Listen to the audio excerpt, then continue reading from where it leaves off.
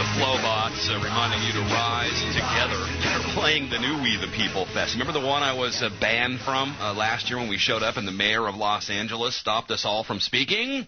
Threatened to shut the concert down. They're having another one this year in November, and the Flowbots are playing, as well as a lot of other huge bands. Joining us on our show today is Stewart Rhodes. He is the founder, director, spokesperson for the great oathkeepers.org. You need to be telling. Pat Buchanan read a great article about you, and I'm not sure I like the title, Alienated and Radicalized, but, well, it is what it is, as my friend David Icke says. In the brief age of Obama, we've had truthers, birthers, Tea Party activists, and town hall dissenters. Comes now the Oath Keepers, and who might they be? And he quotes Alan Mammon of the Las Vegas Journal-Review, tells people about you. He makes a prediction. Brother Rhodes is headed for cable stardom. I like the sound of that. I don't know. If it was more of the same I went through last night, I'm not sure I want it, you know? Well, I'm glad you're speaking for me. I could think of a lot of other people that wouldn't do such a good job and couldn't hold the fort, so to speak, because they are going to go after us, and they are going to use ad hominem attacks, and they're going to make the Constitution sound like a dirty word. And that's what they've been doing, and that's what the Clinton administration did, and now we're seeing it with Obama.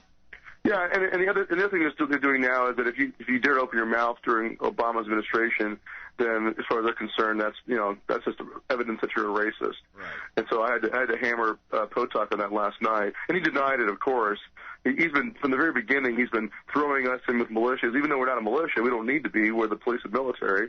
And even though, you know, I'm a quarter Mexican, part Indian, I'm hardly a white supremacist, but he still lumps the Oath Keepers in the same breath with neo-Nazis and skinheads and guys with white sheets on their heads. Yeah, that's their tactic. Anyone that supports the Constitution, denies the Holocaust, they're Jew haters, et cetera, et cetera. I mean, we know these guys' tactics.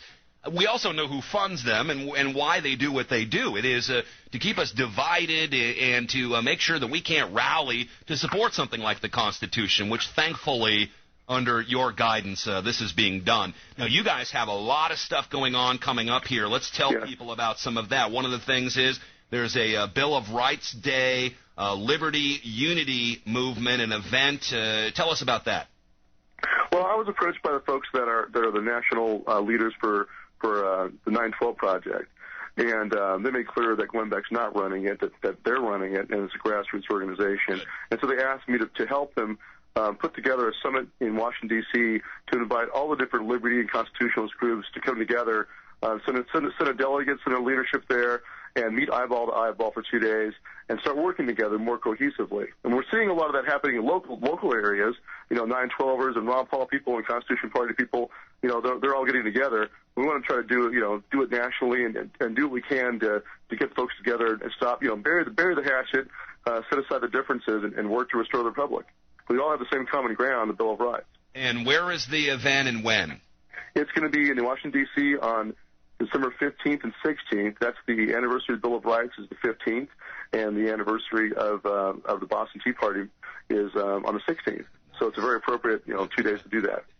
You know, what did they bring out last time, the 9/12 movement? The Tea Party all gathered together, went into Washington, D.C. People said it was 5 people, and I looked at the pictures, it looked more like about 1.5 million people. I was there.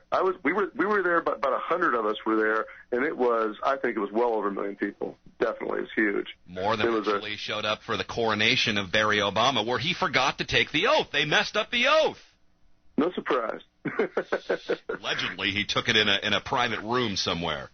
Well, looking back to the G20, though, I'll tell you, I kind of feel like the people that went to Washington, D.C. on 9/12, they should have been marching against the G20 because those were the puppet masters. Yeah. Instead they were protesting against the puppets.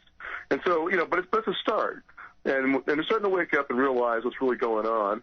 And I really do have a lot of optimism for the future. So we'll do the best we can. Yeah. Your Oath Keepers aren't going to be dressing up as protesters, infiltrating and causing trouble in crowds like that. We know that. Right. Yeah, and that's one problem for the G20 is some folks are even like, the cops were justified in doing that because there was people throwing rocks. But that was like the next block over. If you let one or two rock chuckers ruin the free speech of everybody else, then what's to stop that from happening at the next big 9/12 march or Tea Party march? All the Democrats have to do is hire some guys to sneak in there and throw rocks, and then they can arrest everybody.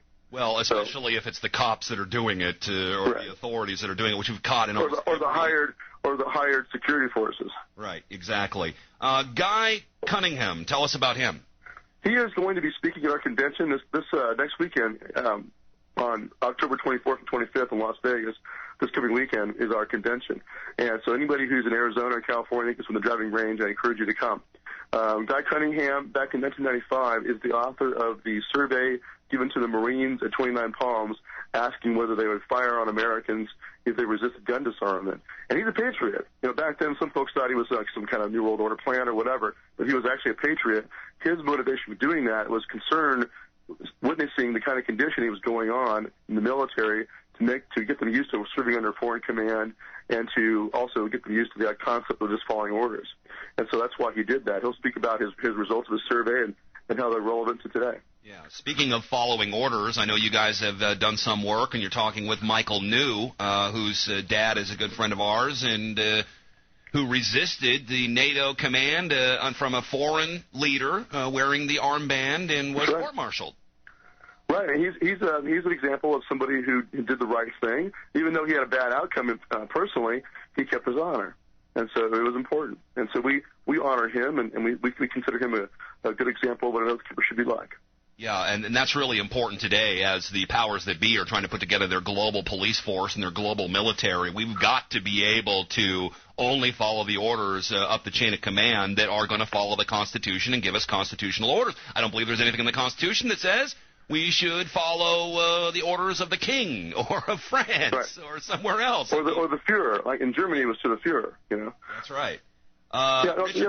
Richard Mack, also a friend of yours. Yes, Sheriff Mack. Right. He will be there this weekend as well. He'll be leading our discussion on the responsibilities and powers of sheriffs. And he's bringing with him current serving sheriff up in Iron County, Utah, Sheriff Gower, who's going to come down, and along with Sheriff Mack, and also Bill Hunt, who's the candidate for sheriff in Orange County, California, who's a pretty squared-away guy.